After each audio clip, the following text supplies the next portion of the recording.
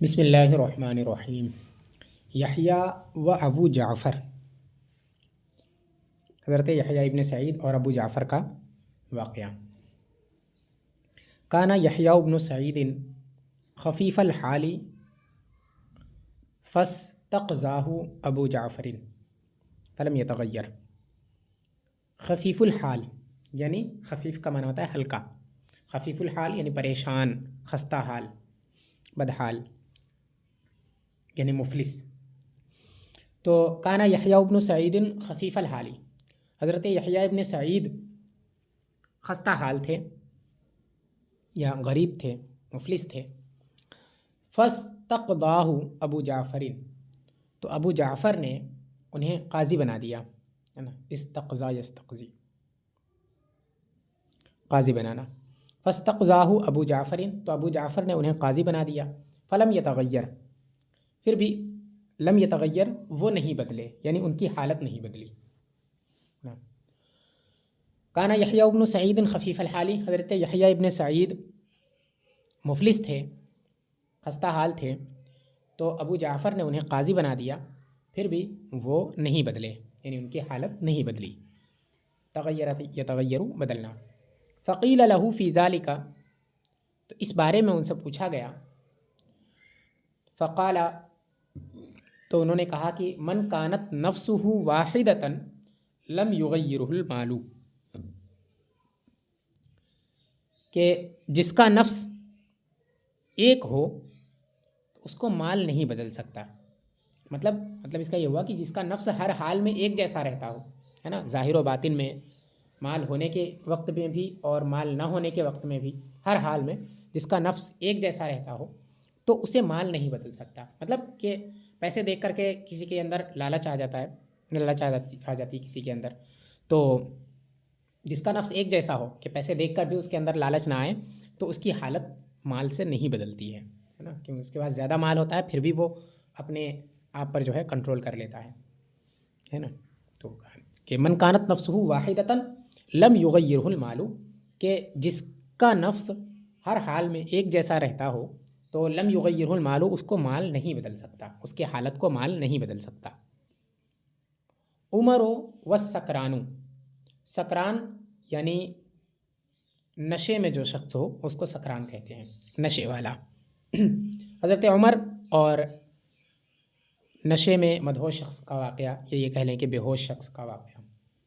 رویہ ان عمر رعا سکران فاراد ان یاخذہ لیعزرہ، کہا جاتا ہے کہ حضرت عمر رضی اللہ تعالی عنہ نے ایک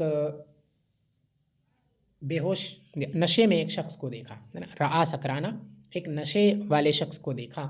فاراد ان یاخذہ لیعزرہ، عزر یعزر تعزیر کا مطلب سزا دینا۔ تو آپ نے ارادہ فرمایا کہ اس کو پکڑ کر سزا دیں، ہے نا۔ فارادہ، آپ نے ارادہ کیا، ان یاخذہ کہ اسے پکڑیں، لیعزرہ تاکہ اسے سزا دیں، یعنی آپ نے ارادہ کیا اسے پکڑ کر سزا دینے کا، تو آپ نے اسے پکڑ کر سزا دینے کا ارادہ کیا۔ فشتمہ السکران، شتم یشتم کا معنی ہوتا ہے گالی دینا، برا بھلا کہنا، برا کہنا۔ فشتمہ السکران، تو اس نشے والے شخص نے آپ کو برا کہا۔ فرجع عنہ، تو آپ نے اس سے رجوع کر لیا، یعنی اپنے اس ارادے کو ترک کر دیا، اپنے اس ارادے سے رجوع کر لیا، اسے سزا نہیں دی۔ فقیل لہ، تو آپ سے پوچھا گیا کہ یا امیر المؤمنین لما شتمک ترکتہ، اے امیر المؤمنین جب اس نے آپ کو برا کہا تو آپ نے اسے چھوڑ دیا۔ لما شتمک، جب اس نے آپ کو برا کہا، ترکتہ، تو آپ نے اسے چھوڑ دیا۔ قال انما ترکتہ لانہ اغضبنی، اغضب یغضب اغضاب، کسی کو غصہ دلانا۔ تو آپ نے فرمایا کہ میں نے اسے اس لیے چھوڑ دیا کیونکہ اس نے مجھے غصہ دلایا تھا، لأنہ اغضبنی، کیونکہ اس نے مجھے غصہ دلایا تھا، مجھے اس پر غصہ آ گیا تھا۔ فلو عزرتہ لکنت قد انتصرت لنفسی، انتصر ینتصر، انتصار مانا بدلہ لینا۔ فلو عذرتہ، تو اگر میں اسے اب سزا دیتا، یعنی اس کے برا کہنے کے بعد، کہ اس کے برا کہنے کی وجہ سے مجھے غصہ آ گیا تھا، اس نے مجھے غصہ دلا دیا تھا، اب اگر اس کے بعد لو عذرتہ، میں اسے سزا دیتا، تو لکنت قد انتصرت لنفسی، تو میں اپنی ذات کا بدلہ لیتا، ہے نا، میں نے جو اس نے نشہ کیا تھا اس نشہ کا، اسے نشہ کی سزا نہیں دیتا، بلکہ میں اسے میری جو اس نے ایک طرح سے مجھے برا کہا تھا، جس کی وجہ سے مجھے غصہ آیا تھا، اس کا میں اس سے بدلہ لیتا، ہے نا، تو وہی کہا کہ لکنت قد انتصرت لنفسی، تو اگر میں اب اسے سزا دیتا تو میں اپنی ذات کا بدلہ لیتا۔ فلا احب ان اضرب مسلما لحمیت نفسی، حمیت کا معنی ہے گرمی، ہے نا، جوش،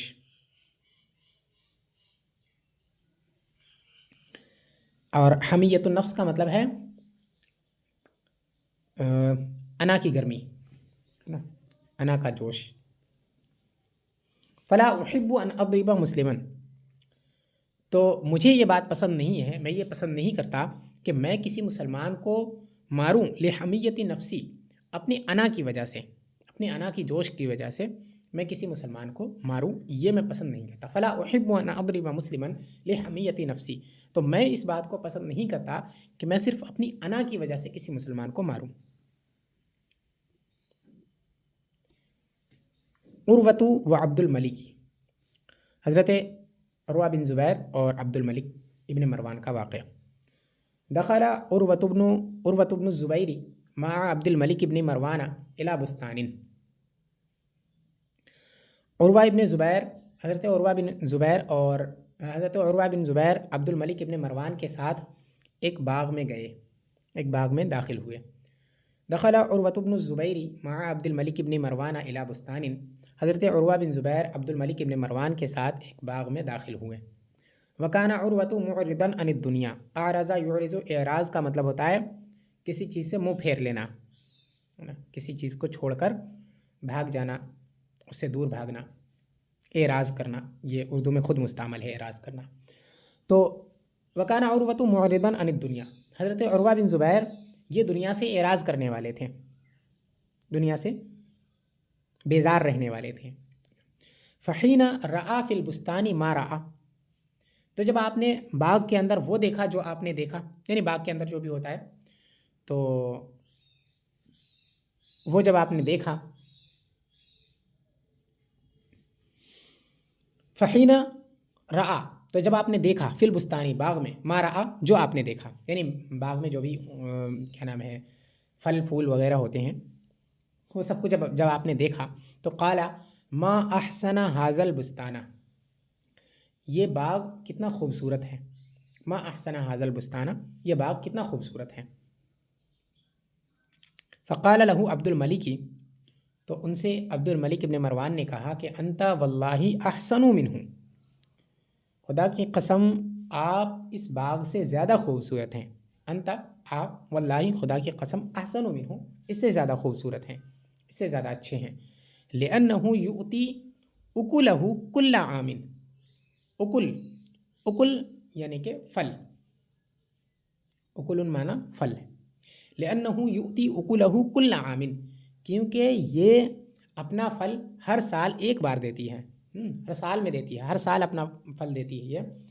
لأنہ یؤتی اکلہ کل عام، کیونکہ یہ ہر سال پھل دیتی ہے، یعنی سال میں ایک مرتبہ پھل دیتا ہے باغ، ایک مرتبہ یہ سال میں پھل دیتا ہے۔ وأنت تؤتی اکلک کل یوم، اور آپ ہر دن پھل دیتے ہیں، ہے نا، لأنہ یؤتی اکلہ کل عام، کیونکہ یہ ہر سال پھل دیتا ہے۔ وأنت تؤتی اکلک کل یوم، اور آپ ہر دن پھل دیتے ہیں، اس لیے آپ اس سے بہتر ہیں۔ مطلب حضرت عروہ بن زبیر کے پھل دینے کا مطلب یعنی مطلب اپنے علم وغیرہ سے فائدہ پہنچانا دوسروں کو، یہ مطلب ہے۔ الفیلسوف والحسن الوجہ، یا والحسن الوجہ، ایک فلسفی اور خوبصورت شخص کا واقعہ۔ نظر فیلسوف الی رجل حسن الوجہ خبیث النفس، ایک فلسفی نے ایک خوبصورت بدسیرت شخص کو دیکھا، ایک فلسفی نے ایک خوبصورت بدسیرت شخص کو دیکھا، ایسے شخص کو دیکھا جس کا چہرہ خوب اچھا تھا اور نفس برا تھا، یعنی جس کا ظاہر اچھا تھا اور باطن برا تھا۔ فقال بیت حسن وفیہ ساکن نزل، نزل کا معنی ہے کمینہ، برا، بد اخلاق۔ تو اس فلسفی نے کہا کہ گھر خوبصورت ہے اور اس میں رہنے والا کمینہ ہے، بد اخلاق ہے، اور اس میں رہنے والا بد اخلاق ہے۔ ساکنون کا مطلب رہنے والا، سکان اس کی جمع آتی ہے۔ تو اس نے کہا کہ گھر خوبصورت ہے اور اس میں رہنے والا بد اخلاق ہے، برا ہے۔ ورآ آخر شابا جمیلا، اور ایک دوسرے شخص نے ایک خوبصورت نوجوان کو دیکھا۔ ایک دوسرے شخص نے، شابن کا معنی نوجوان، جمیل معنی خوبصورت، ایک دوسرے شخص نے ایک خوبصورت نوجوان کو دیکھا۔ فقال سلبت محاسن وجهک فضائل نفسک۔ محاسن یہ ایسی، اس کا واحد حقیقت میں نہیں آتا ہے، اس کا واحد، ٹھیک ہے۔ محاسن کا مطلب ہے خوبیاں، ٹھیک ہے۔ بعض لوگوں نے اس کا واحد حسن کو بیان کیا ہے، بعض نے محسن بیان کیا ہے، لیکن اصل یہ ہے کہ اس کا واحد نہیں آتا ہے، یہ جمع ہی مستعمل ہے۔ تو سلبت محاسن وجہ کا فضائل نفسی کا، تو اس شخص نے کہا کہ سلبہ یسلبو کا مطلب ہوتا ہے ختم کر دینا، سلب کر لینا۔ تیرے چہرے کی خوبیوں نے تیرے نفس کی خوبیوں کو ختم کر دیا۔ تیرے چہرے کی خوبیوں نے، یعنی تیری خوبصورتی نے تیرے سیرت ہے نا، یا تیرے باطن کی خوبصورتی کو سلب کر لیا، ختم کر دیا۔ سلبت محاسن وجہ کا فضائل نفسی کا، تیرے چہرے کی خوبیوں نے تیرے باطن کی خوبیوں کو ختم کر دیا۔ قال الموسوی، موسوی نے کہا کہ لا تجعلن دلیل المرء صورتہ کم مخبر سمیج من منظر حسن۔ مخبر اسی میں آگے منظر ہے، تو منظر اور مخبر یہ ایک دوسرے کی ضد ہیں، ٹھیک ہے۔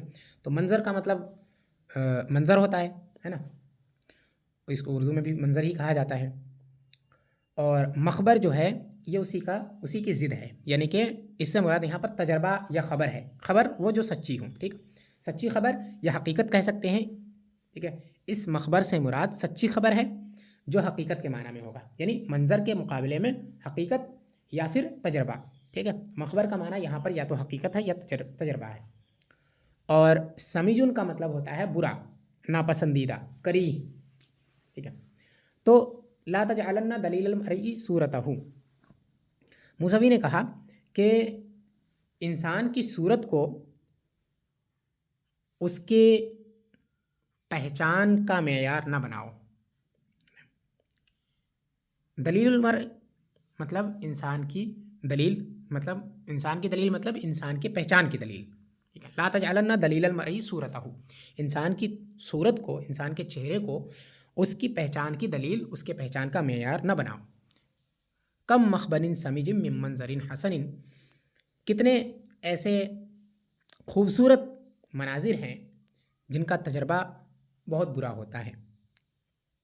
کم مخبر سمیج من منظر حسن، کتنے ایسے خوبصورت مناظر ہوتے ہیں جن کا تجربہ بہت برا ہوتا ہے، مطلب خوبصورت منظر کے پیچھے جو حقیقت چھپی ہوتی ہے وہ بہت بری ہوتی ہے، یا خوبصورت مناظر کو دیکھ کر جو تجربہ حاصل ہوتا ہے، خوبصورت مناظر کے پیش آنے سے جو تجربہ حاصل ہوتا ہے وہ بہت برا ہوتا ہے کبھی کبھی، ہے نا۔ وہی کہا کہ کم مخبر سمیج من منظر حسن، کتنے ایسے خوبصورت مناظر ہیں جن کا تجربہ بہت برا ہوتا ہے، یا جن کی حقیقت، جن کے پیچھے چھپی ہوئی حقیقت بہت بری ہوتی ہے۔ یقال عمر والغلام، حضرت عمر بن عبد العزیز رضی اللہ تعالیٰ عنہ اور لڑکے کا واقعہ، بچے کا واقعہ۔ یقال ان عمر ابن عبد العزیز کانا ینظر لیلا فی قصص الرعیۃ، کہا جاتا ہے کہ حضرت عمر بن عبد العزیز ایک رات رعایا کے قصوں کو دیکھ رہے تھے، یعنی دیکھ رہے تھے مطلب مطالعہ کر رہے تھے، ہے نا، رعایا کی کہانیاں پڑھ رہے تھے۔ کہا جاتا ہے کہ حضرت عمر بن عبدالعزیز ایک رات رعایا کے قصوں کو دیکھ رہے تھے. قصص، قصتن کی جمع ہے، قصص بھی ہیں قصص بھی ہیں. فی ضوء السراج، چراغ کی روشنی میں. حضرت عمر بن عبدالعزیز ایک رات چراغ کی روشنی میں رعایا کے قصوں کو دیکھ رہے تھے. فجاء غلام لہو، تو آپ کا غلام آیا. فحدثہ فی معنی سبب کانا یتعلق ببیتہ. معنی یہاں اس سے مراد شان ہے یعنی بارے میں، اور سبب سے مراد امر ہے یعنی معاملہ.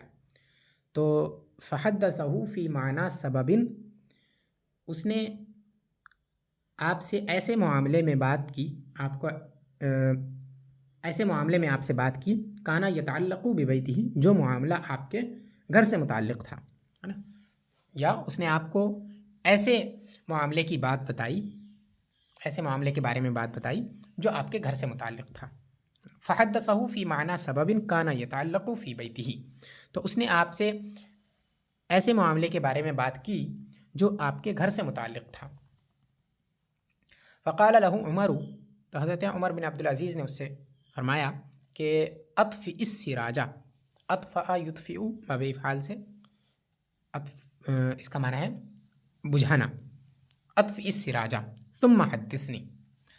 حضرت عمر بن عبدالعزیز نے اسے کہا کہ پہلے چراغ بجھا دو پھر مجھے بتاؤ، ہے نا، پھر مجھ سے بات کرو. پہلے چراغ بجھا دو پھر مجھ سے بات کرو. لأن ھذا الدہن من بیت مال المسلمین. الدہن کا معنی ہے تیل.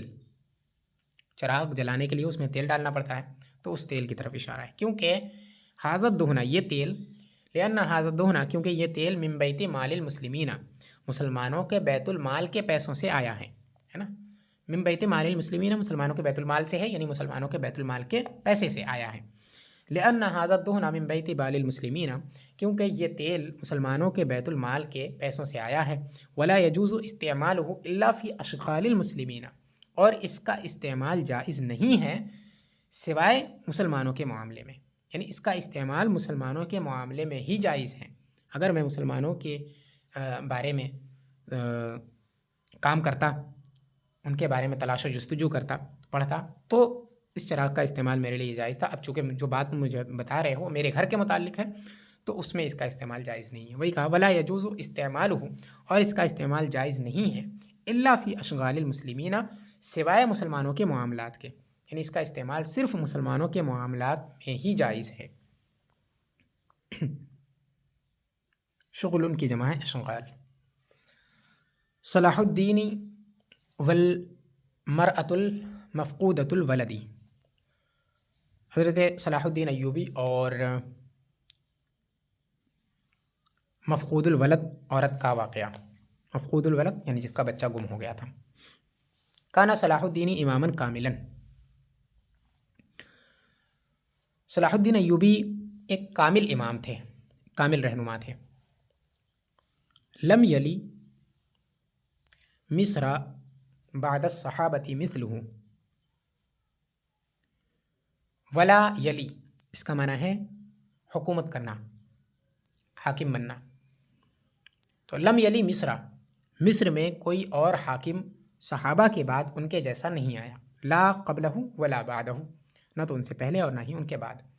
لم یلی مصر بعد الصحابۃ مثلہ لا قبلہ ولا بعدہ. مصر میں ان کے جیسا حاکم صحابہ کے بعد نہیں آیا، نہ تو ان سے پہلے اور نہ ہی ان کے بعد. وکانا رقیق القلب جدہ.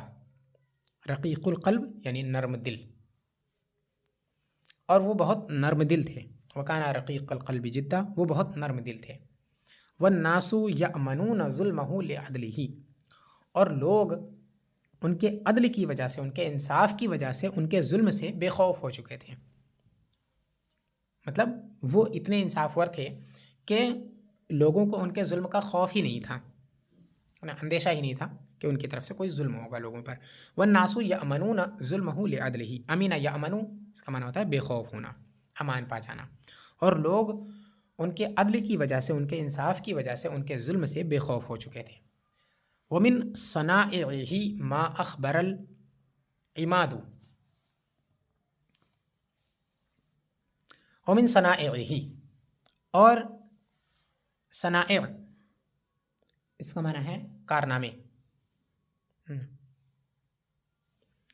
ومن صنائعہ، اور ان کے کارناموں میں سے ایک وہ کارنامہ ہے اخبر العماد، ما اخبر العماد، جس کی خبر عماد نے دی ہے، یہ ایک شخص کا نام ہے، ما اخبر العماد، جس کی خبر عماد نے دی ہے، اس کو عماد نے بیان کیا ہے کہ قالا، کہ انہوں نے کہا کہ قد کانا للمسلمین لصوص، لصن کی جمع ہے لصوص یعنی چور، قد کانا للمسلمین لصوص، مسلمانوں میں کچھ چور تھے، قد کانا للمسلمین لصوص، حضرت سلطان صلاح الدین ایوبی کے زمانے میں مسلمانوں میں کچھ چور تھے، یدخلون لیلا خیام الفرنجی فیسرقون، جو رات کے وقت میں انگریزوں کے خیموں میں گھس جاتے اور چوری کر لیتے تھے، خیام، خیمتن کی جمع ہے خیام، خیمے، فرنج یعنی کہ انگریز،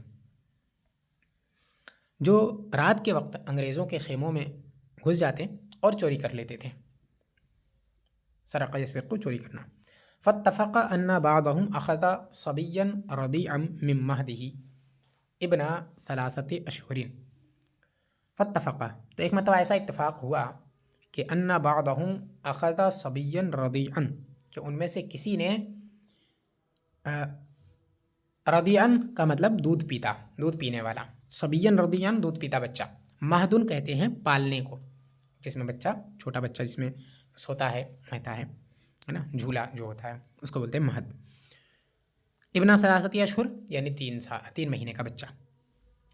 تو ایک بار ایسا اتفاق ہوا کہ ان میں سے ایک شخص نے ایک 3 سال کے دودھ پیتے بچے کو اس کے پالنے سے اٹھا لیا، اخذا اٹھا لیا نا، یعنی چوری کر لیا۔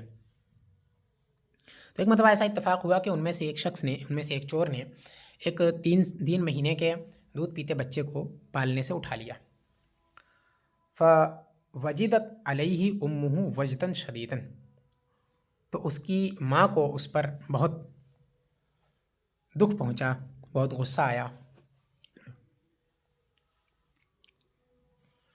واشتقت الی ملوکہم، اور اس نے اپنے بادشاہوں کو شکایت کی، واشتقت الی ملوکہم، اور اس نے اپنے بادشاہوں سے شکایت کی، فقالوا لها، تو انہوں نے اس سے کہا، اس کے بادشاہوں نے اس سے کہا کہ ان سلطان المسلمین رحیم القلب، مسلمانوں کا جو بادشاہ ہے وہ بہت رحم دل ہے، رحیم القلب رحم دل، مسلمانوں کا بادشاہ بہت رحم دل ہے، فاذهبی الیہ، اسی کے پاس چلی جاؤ، فاذهبی الیہ، اس کے پاس چلی جاؤ، فجاءت الی السلطان صلاح الدین، تو وہ عورت سلطان صلاح الدین ایوبی کے پاس آئی، فبکت، تو وہ رونے لگی، وشکت امر ولدہا، اور اپنے بچے کے معاملے کی شکایت کی، اس نے اپنے بچے کی ولایت کی، اپنے بچے کے معاملے کی شکایت کی،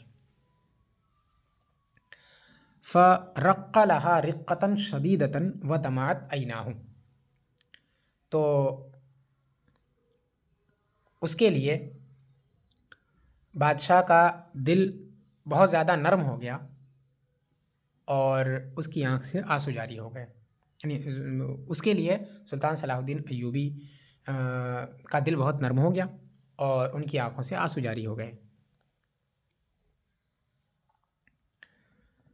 فَأَمَرَ بِإِحْضَارِ وَلَدِهَا، تو انہوں نے اس کے بچے کو حاضر کرنے کا، پیش کرنے کا حکم دیا، اس کے بچے کو لانے کا حکم دیا، فَإِذَا هُوَ بِيعَ فِي السُّوقِ، تو پتہ چلا کہ اذا هو بيع في السوق، بازار میں اس بچے کو بیچ دیا گیا ہے، فرسم بدفع ثمنه الى المشتری، اب جس کو بیچا گیا ہے اس نے تو اسے پیسے سے خریدا تھا تو وہ ایسے تو دیتا نہیں، تو کہا کہ رسم بدفع ثمنه الى المشتری، رسم با اور الا کے ساتھ، اس کا معنی ہے فرمان جاری کرنا، فرسم بدفع ثمنه الى المشتری، تو انہوں نے خریدنے والے کو اس کی قیمت ادا کرنے کا فرمان جاری کیا، دفعون کا مطلب ہوتا ہے ادا کرنا، دینا، تو انہوں نے خریدنے والے کو اس کی قیمت دینے کا فرمان جاری کیا، ولم یزل واقفاً، اور وہ کھڑے رہے،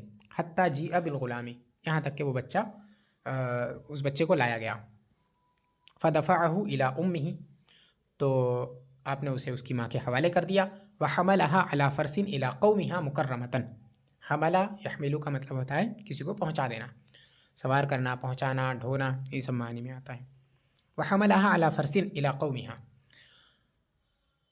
اسے آپ نے ایک گھوڑے پر سوار کر کے اس کی قوم کی طرف باعزت پہنچا دیا، عزت کے ساتھ اس کی قوم کی طرف پہنچا دیا. وحملها علی فرس، اور اس عورت کو آپ نے ایک گھوڑے پر سوار کر کے اس کی قوم کی طرف، اس کی قوم کے پاس باعزت پہنچا دیا. مکرمتن یعنی عزت کر کے، عزت کے ساتھ.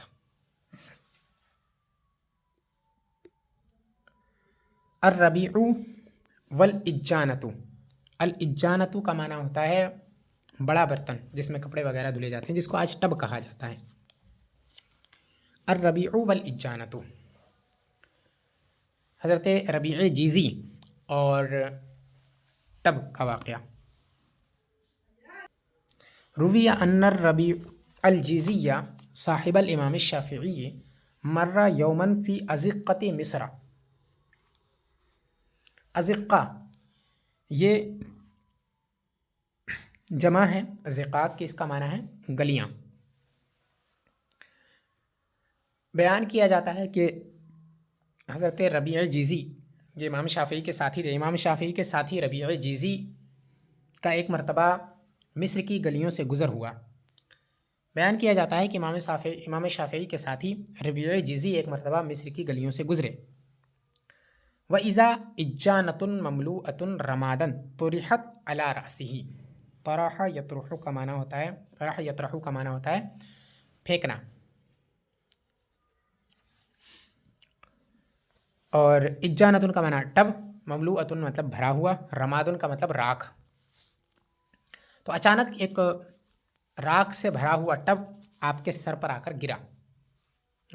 طرحت علی رأسہ، آپ کے سر پر پڑا، آپ کے سر پر گرا. فنزل علی دابتہ واخذ ینفض ثیابہ، تو آپ اپنی سواری سے نیچے اترے. نفض ینفض کا مطلب ہوتا ہے جھاڑنا، اور اپنے کپڑے کو جھاڑنے لگے، اپنے کپڑوں کو جھاڑنے لگے. فنزل عن دابتہ، آپ اپنی سواری سے نیچے اترے. واخذ ینفض ثیابہ، اور اپنے کپڑوں کو جھاڑنے لگے. فقیل لہ الا تزجرہم، تو آپ سے لوگوں نے کہا کہ کیا آپ انہیں ڈانٹیں گے نہیں، یعنی جن لوگوں نے یہ ٹب پھینکا ہے، آپ کے اوپر ڈالا ہے راکھ سے بھرا ہوا، تو کیا آپ انہیں ڈانٹیں گے نہیں. فقال من استحق النار وصولح بالرماد فلیس لہ ان یغضب. تو آپ نے کہا کہ جو آگ کا مستحق ہو اور اس سے راکھ کے ذریعے صلح کر لی جائے تو اس کا یہ حق نہیں ہے کہ وہ غصہ کرے، اسے غصہ نہیں کرنا چاہیے، ہے نا. فلیس لہ، تو اس کے لیے یہ مناسب نہیں ہے کہ ان یغضب، کہ وہ غصہ کرے.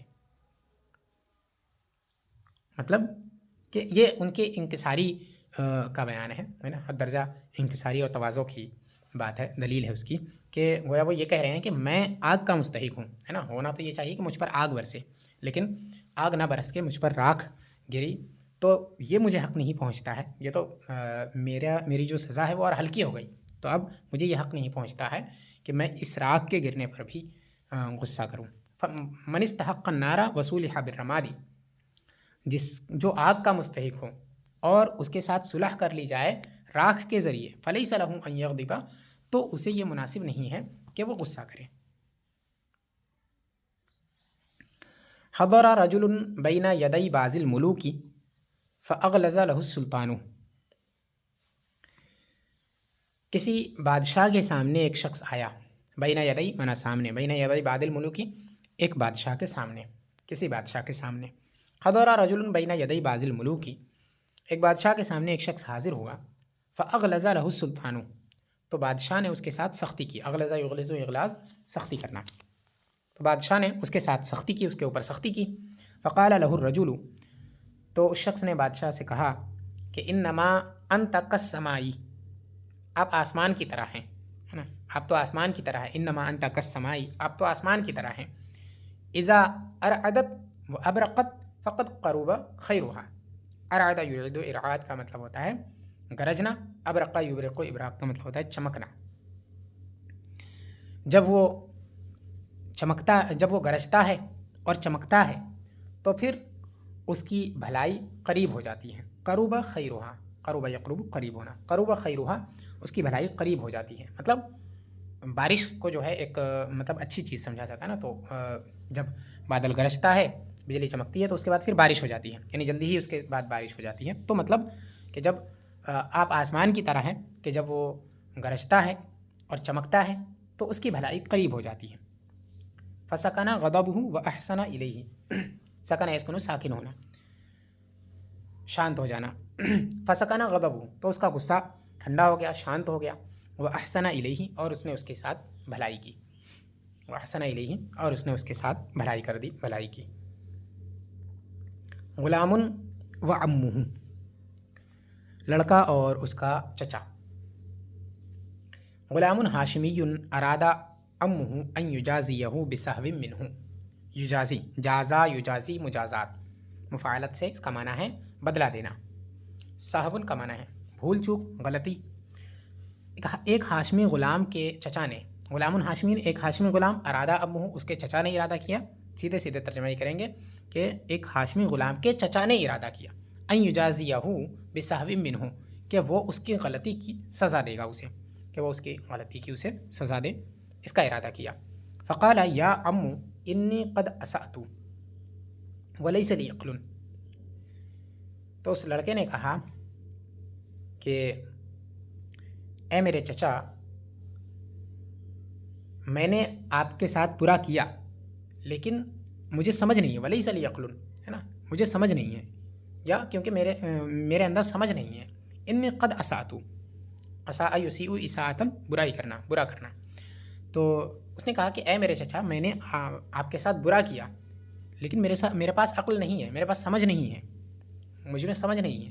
فلا تسیء ومعک عقلک، تو آپ میرے ساتھ برائی نہ کریں اس حال میں کہ آپ کے پاس عقل ہے، آپ کے پاس تو سمجھ ہے، تو آپ میرے ساتھ برا نہ کریں. میں نے تو آپ کے ساتھ برا کر دیا کیونکہ میرے پاس عقل نہیں ہے، میرے اندر سمجھ نہیں ہے اتنی، لیکن آپ کے اندر تو سمجھ ہے، تو آپ میرے ساتھ برا نہ کریں، ہے نا. فلا تسیء، تو آپ برا نہ کریں، یعنی آپ میرے ساتھ برا نہ کریں. ومعک عقلک، اس حال میں کہ آپ کے پاس عقل ہے، آپ کے اندر سمجھ ہے، تو آپ میرے ساتھ برا نہ کریں.